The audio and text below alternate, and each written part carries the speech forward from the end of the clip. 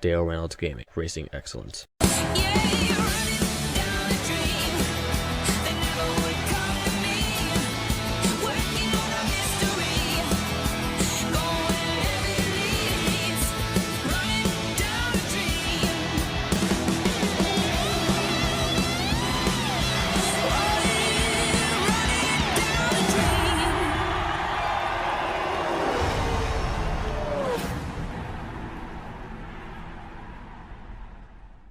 Hello everybody, coming into you guys post-editing. Unfortunately, you guys are going to notice that the face camera is off in this video. I sincerely apologize. I did not catch it before I started recording.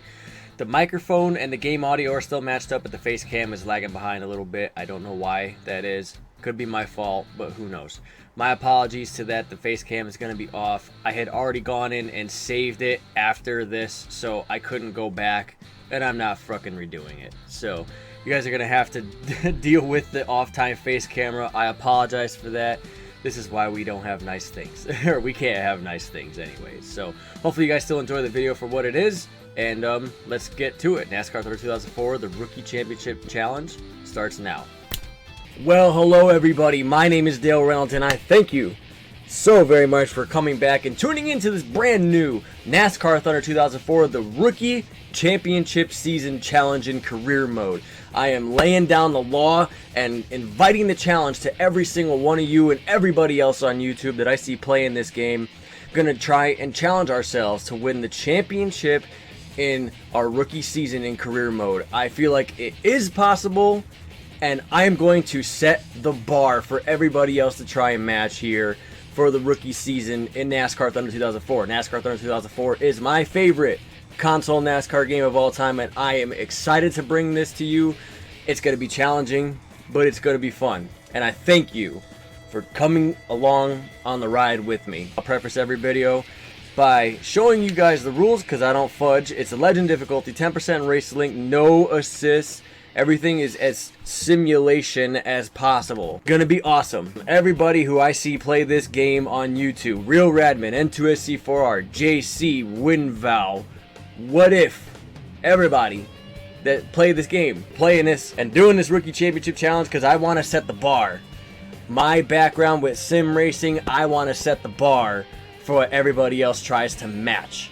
You know, I want to be head honcho, so to speak. Playing this on the original Xbox, and the reason why I'm playing this on the original Xbox is because I don't want people questioning the legitimacy of the emulator, which I played NASCAR Thunder 2004 on before. So, as a matter of fact, take it from my phone. Look it, I'm being filmed. Take it from my phone. Look it, I'm being filmed. And I'm recording while being filmed. Hey, look at this. See? Look at that. Bam! There's the OG Xbox. So, no conspiracy theories here. What else is fun in this playthrough is that I had people paint schemes for me. This is not just about me. It's about you guys as well. This is me giving back to all of you who have made my channel what it is as far as these NASCAR playthroughs are concerned. 9 people. I have chosen 9 people. They submitted paint schemes to me, and I have accepted them. They got to choose, for the most part, choose what races they wanted to run in. So, ladies and gentlemen, for the Daytona 500, the paint scheme by fellow YouTuber and good friend of mine, Irishman. GFS Irishman. That's right. This is the paint scheme he came up with for this Daytona 500. He's got 4 races, and hey, you can't go wrong with the angle scheme, man. It looks good. I like it. The angle scheme always looks great in this game. There you see it. I even named it Irishman. So Irishman, and it is a Dodge. I know. I'm a Chevy guy, but I allowed you guys to pick manufacturers too. I'm okay with that because, like I said, this is just about as much as you guys. This is me laying down the law, challenging myself for you guys and giving back to you guys because you guys have requested that I come back to NASCAR Thunder 2004, and in a way to be different and to stand out, I'm throwing this challenge down. Winning the championship in our rookie season, and you guys are going to be there, and your paint schemes are going to be in there as well. So, without further ado, this Daytona 500, and I'm going to tell you some tips and tricks and car setups along the way as well, so that you can try out and see what you like and what you don't like. This is how I would play it, is if I was playing by myself, this is what I would do, and I throw in my tips and tricks for you as well. Without further ado, there's not much else to do. Let's go racing here for the Daytona 500, the duels and qualifying. So here's the chassis and the engine and the body that I would choose. So choosing the chassis. Now, everybody say, oh, this has got more tire grip, so I want to choose this one right off the rip. No. Choose chassis number 2, which has less tire grip and crappy tire wear, because it's a plate race. You're not worried about tire grip at a restrictor plate race, especially with your equipment being the way that it is. So choose chassis number 2. As far as the engine, yes, you're going to want engine number 1, which has the most power. So you know, power, restrictor plate racing, wide open, you're going to want the most power as possible. And then for here, you want body number 1, because you see the drafting is a little bit better than number 2.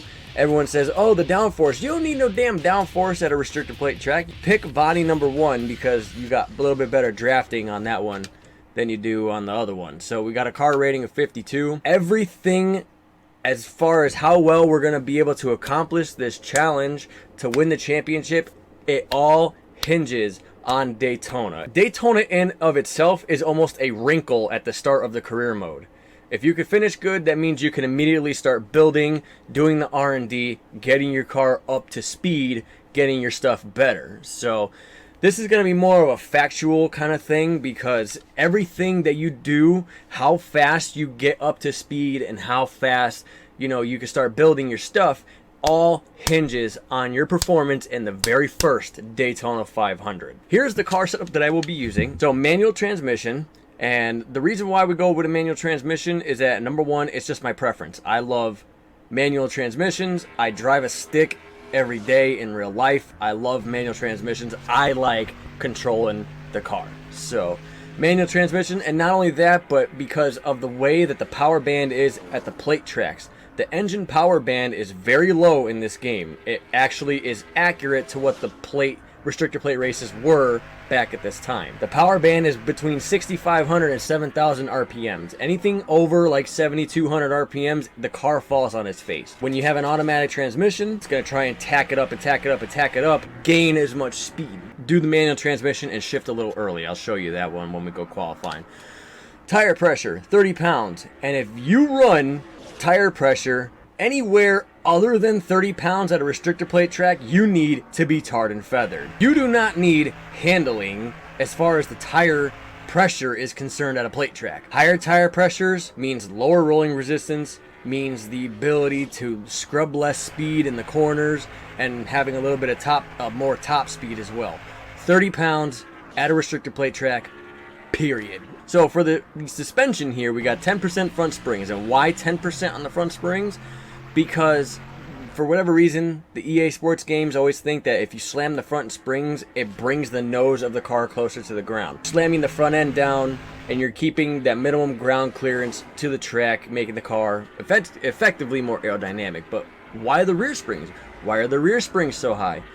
Because the rear springs, when you have really stiff rear springs, it's less body inertia. Harder springs in the back, you lose less inertia through the suspension. You want to transfer as much of the weight transfer and everything out to the wheels instead of through the suspension, which causes you to scrub speed and lose speed through the corner. The positive 0.5 wedge is because we have these springs staggered.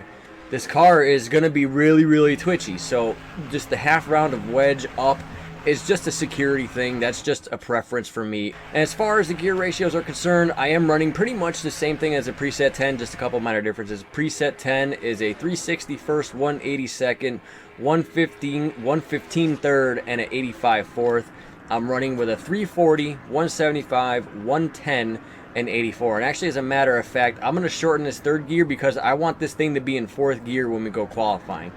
I'm going to run this 0.83 fourth gear, and by backing the gear ratios down, it allows me to be more in that power band like I talked about earlier. 6,500 to 7,000 RPMs. You'll see what I mean by that. Actually, maybe I'll show you right now. Let's say if this was NASCAR Thunder 2003, let's say we would go with the preset 6. It's not gaining speed. After about 7,200 RPMs, it falls on its face, and we are incredibly slow. Even for the car not being very, very good, We are incredibly slow right now. 175 is going to be like the highest we get here. Now watch. I'll go in here and I'll change the car setup, and I'll go back to that, you know, the custom that I got with the 83 rear end. Now it's in the power band, and watch how this thing picks up speed. 175 was the max. See, there you go. And we're already going faster because now the car is in the proper engine power band. So that's my point. So without further ado, ladies and gentlemen, after that little practice session, we're gonna go qualifying here. And again, gonna be very factual here because everything you do hinges on the Daytona 500, and ideally what you are trying to do is lose as little time to the leaders as possible, and you can trace that all the way back to qualifying. We run a qualifying lap here, and you're just trying to be very, very smooth. Be smooth, don't scrub speed. Just let the car breathe off the corners. It's gonna be this race is gonna be very factual. Not necessarily going to be enjoying the race as much as just trying to point out tips and tricks and things that I do. Let her breathe, there you go. Let it breathe up off the tri-oval. And just be smooth as possible. I'm using a joystick, so it's a little tough for me to do that. You see me slide up the track a little bit there. Because of the way the suspension is in this car, it's like, you know, you got the front springs slammed, the rear springs are as hard as a rock.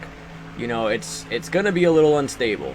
It'll be unstable, but you just gotta really be smooth.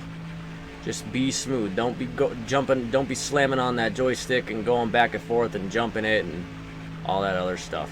Just be as smooth as possible. Letting it breathe off of turn 4. Let's see where we can end up here. 50.15. It's actually a pretty good lap time, and we're starting 18th. What I was saying before about you want to lose as less time to the leaders as possible. You want to stay as close as possible to the leaders to get a good finish in the Daytona 500 to create that wrinkle that's going to help us later on down the road trying to win this championship in the career mode in our rookie season.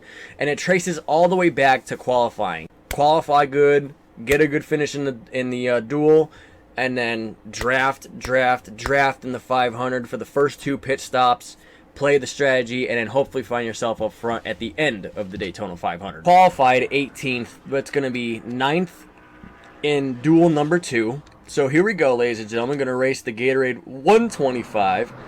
You guys already know the Gatorade 125 is, yeah, you guys already know the rules. So we'll be starting 9th here in this duel. And again, I apologize for being very factual, maybe talking a lot, but I'm trying to give you guys the tips. And as far as tips and tricks and everything like that, and I didn't get a chance to reset my I didn't get a chance to reset my 3rd gear. I forgot to do that. But yeah, you shift early. Shift a little earlier than what you would anticipate.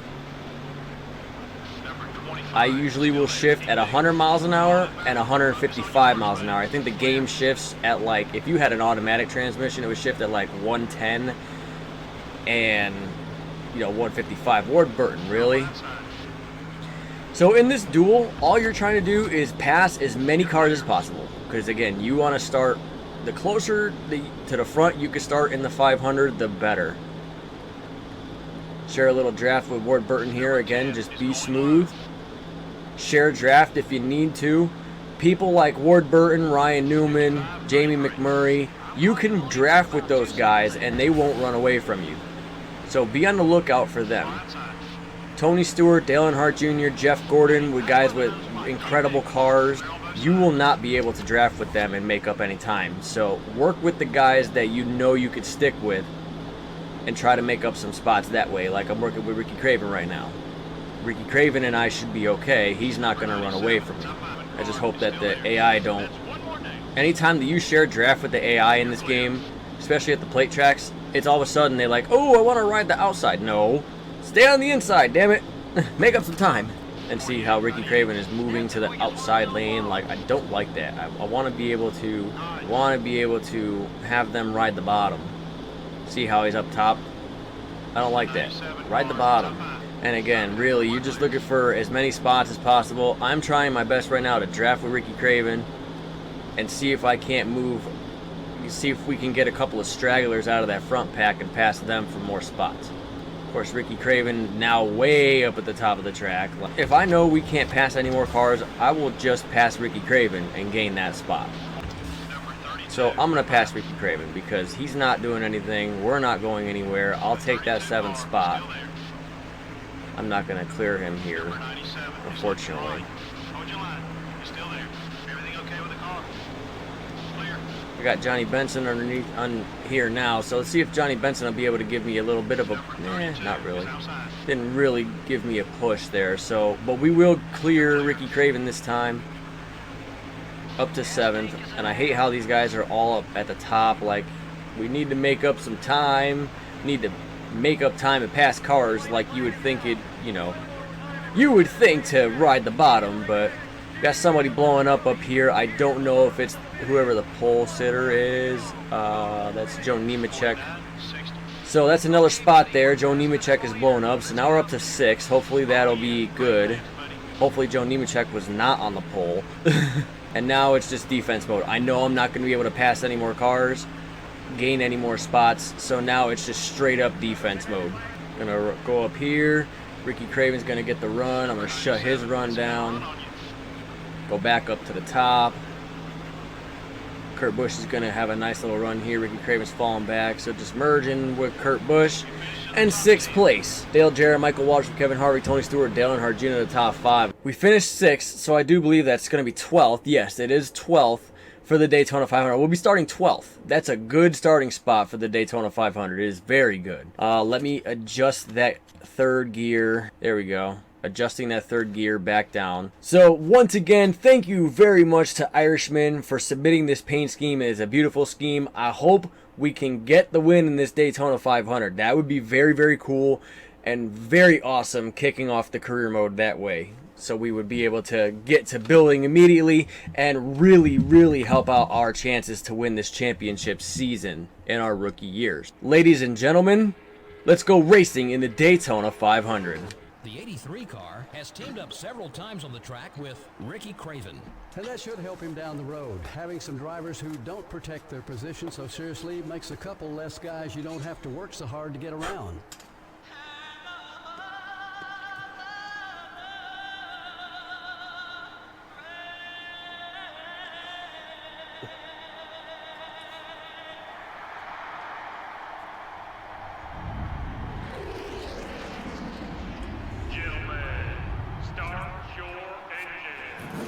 43 Winston Cup engines have fired here for the Daytona 500, the great American race. It is our rookie year, and it is very cool. Not only did we make the Daytona 500, we are starting 12th in the Daytona 500. All right, ladies and gentlemen, let's go racing here at Daytona. 20 laps. And again, you'll see where I'm shifting, 100 miles an hour, bam. Not losing a ton of time. And you're just immediately going into time conservation mode. Kenny Wallace is not very fast in front of us, so I will change lanes. I will try to duck behind Rusty Wallace. And I shifted again, you see, at 155. Haven't lost a whole lot of time. That high tire pressure is allowing me to stay with Rusty Wallace here. And just share draft. Draft, share draft. It doesn't matter if you share draft or just regular draft. Really doesn't matter. Just you're trying to not lose as much time as possible to the leaders before the time you got to make your first stop, which is usually at about lap 7. Trying to stay with Rusty Wallace here. He's able to get away a little bit, but he's not really getting away.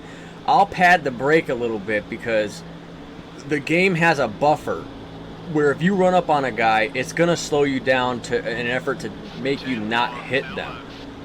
So I'll pad the brake in the middle of the straightaway if I know I got to run, so I don't hit that buffer and make the car stop. Again, because you're trying to not scrub speed.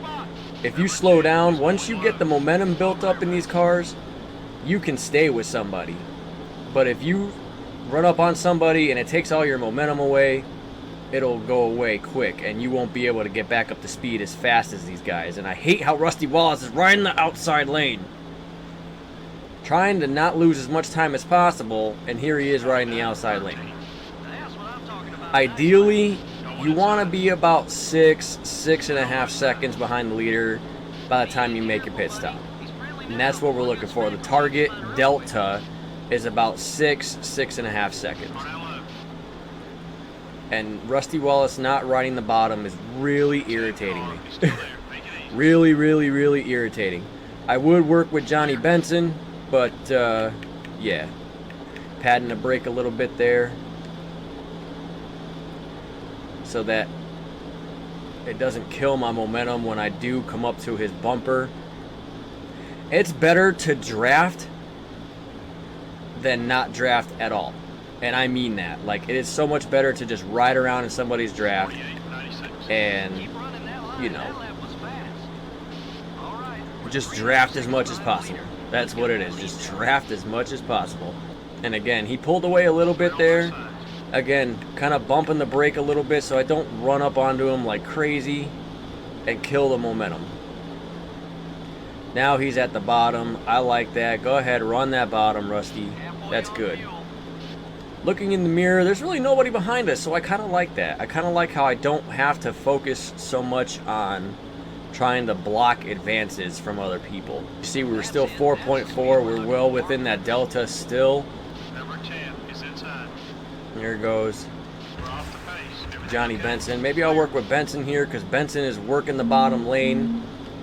So I'll try to get him to go around Rusty. But again, with these AI and the whole grudges and alliances thing, if you follow somebody on the bottom, like, they'll try to block you without, you know, knowing that they're gonna block, you know, the guy, like the guy underneath them, like that, which is slowing me down. It's just how this game is. Here comes Jeff Burton. And again, just drafting as much as possible, trying to keep an eye on the delta. And now it's switched. Rusty Wallace is now on the bottom. And you're looking for guys like Johnny Benson. You're looking for guys like Jamie McMurray, who is just behind us and is now going to pit. You can work with those guys. They won't run away from you. Well, Johnny Benson and Rusty Wallace are chained up right now, so it's going to be hard to stay with them because they're literally nose to tail right now. They're going to chain up together and run away. So at least in this case, we have Jeff Burton behind us. He's giving us a little bit of a push from the back. We will be pitting this time. And you see that Jeff Burton is indeed pushing us a little bit here, keeping us somewhat up to speed. I didn't check what the delta was, but here's another tip for you when you guys come into pit. You guys can gain a ton of time coming into pit because you can drive in so much deeper than these guys. Coming into pit, look at that. Just don't speed, baby. Don't speed. And you see all the time that we gain. So we're going to take right-hand side tires, fill the tank. It's 11.73 and estimated. Let's hope the pit crew can do their job.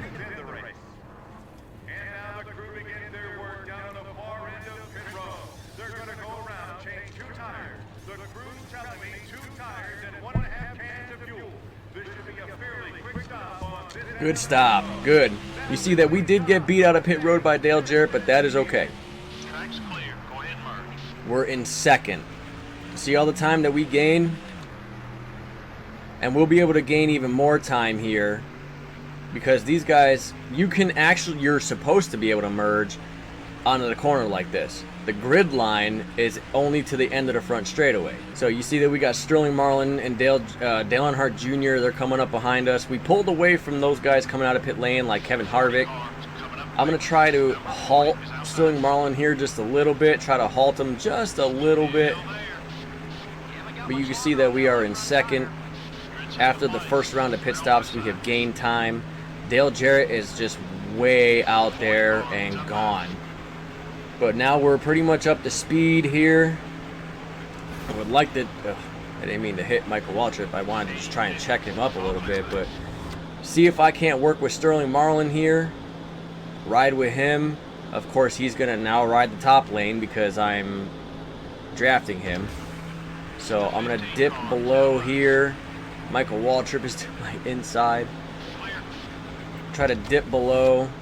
Work with Michael Waltrip. Try to use the AI cars to your benefit as much as possible because they do provide drafting assist even if they are behind you. But again, the same rule applies. You're just trying to stay in the draft, lose as little time as possible to these leaders. As a matter of fact, I might let these guys can keep pushing, or I might let them pass, and I might try to draft them a little bit. But you can see that Junior's pushing, and he's pushing me, and we're still going pretty quick.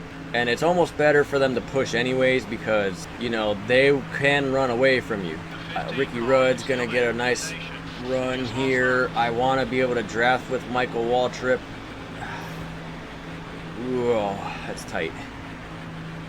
So we're back to 4th, trying to stay within that 6 seconds. You see that we're, you know, 5 seconds back. So, but we need to start drafting. We need to start going faster. Harvick is going to get a run here. I'm shutting him down because I'm trying to draft with people. I got to get in line. And I got to try and build this momentum back up because we're going kind of slow right now. I hit Junior trying to... Oops. Sorry, Junior Nation. Trying my absolute best to... And of course, I'm trying to get in line, but these guys are coming with such huge head of momentum that I can't just drop in. So I'm losing momentum, trying to draft, and can't get up there. Can't get up to speed. So got a little bit of momentum right here. Now we're starting to get a little bit faster. There's Junior. Working with Junior. Junior is riding the bottom. That's a good thing. I like that. Harvick is pushing a little bit too, so I'm going to shut Harvick's momentum down. Junior's going to run away from me. But this is all it is, man. Daytona. In your rookie year, terrible equipment, all you're trying to do is just minimize the damage. All you're trying to do is minimize the damage. Again, just trying to keep the guys behind me. I'll let Bill Elliott slide because I feel like I can ride with Bill Elliott. And I don't mean to shut Mark Martin down like that, but I'm going to try and draft with fellow Dodge compatriot Bill Elliott. See if we can't make up a little bit of time here. You see, look at that. But of course now he's going to ride the high line because, you know, that's just what they do. It irritates me. Yeah, I know there's not much gas left. See if I can work with Harvick here. I hope he and Bill Elliott don't get lined up because they will run away from me. And they're getting lined up. And they're getting lined up. And they're getting lined up. See if I can work with whomever without losing time. We'll probably have to pit right here. Yes, we will pit here. So we've done... I feel like we could have done better, but we're doing okay. We're doing okay. We're still in position with a good finish. We just gotta make sure that we, again, hit our marks. Going to try and do our best here to once again really hot shot this pit road entry. Coming in this time. Gain a little bit of time right there on entry. I don't even care. Lock them up. Don't speed. No tires. 11 gallons because that's almost a full tank right there, just FYI. 9.3 seconds. Let's see how we come out here in this pit lane in pit road here. Let's see what we can do. Just don't want the pit crew to mess up. Please don't mess up. Making a wedge adjustment. And now it's getting down to nut cutting time. Here we go. 9.5. And there you go. We come out pretty much right behind Dale Jarrett. We should be able to gain in on him, hopefully, because he's out there by himself. Like, Dale Jarrett is just OP as hell, apparently, in this Daytona 500. I want to see if we can gain in on him when he merges and see if I can't maybe get around him, because then we'll have a shot. If I can get Jarrett behind me, we'll have a shot to win this Daytona 500. If I can gain in on him as much as possible. I don't think I'm going to be able to. He is just so damn far ahead. It's unreal. That's a little bit of a heartbreaker, man. Jarrett's out there leading this thing all by himself, no drafting help. I didn't realize that he started driving for DEI. Seriously. But there we are, up to third. And we're going to get up to second here. I think this is Sterling Marlin, maybe, that we're going to come around here. No, it looks like Kurt. No, maybe Ricky Rudd. Ricky Rudd. Okay. So the the Roush cars, or not Roush, the Robert Yates cars, as per usual about this time, the Robert Yates cars very fast at restrictor plate races. So we're in second. This is still very, very good. This will allow us to still be able to do what we need to do, get a good finish, and get money so that we can immediately start building. I know that I am not going to be able to catch Dale Jarrett no matter what. No matter what. We're not catching Dale Jarrett right now.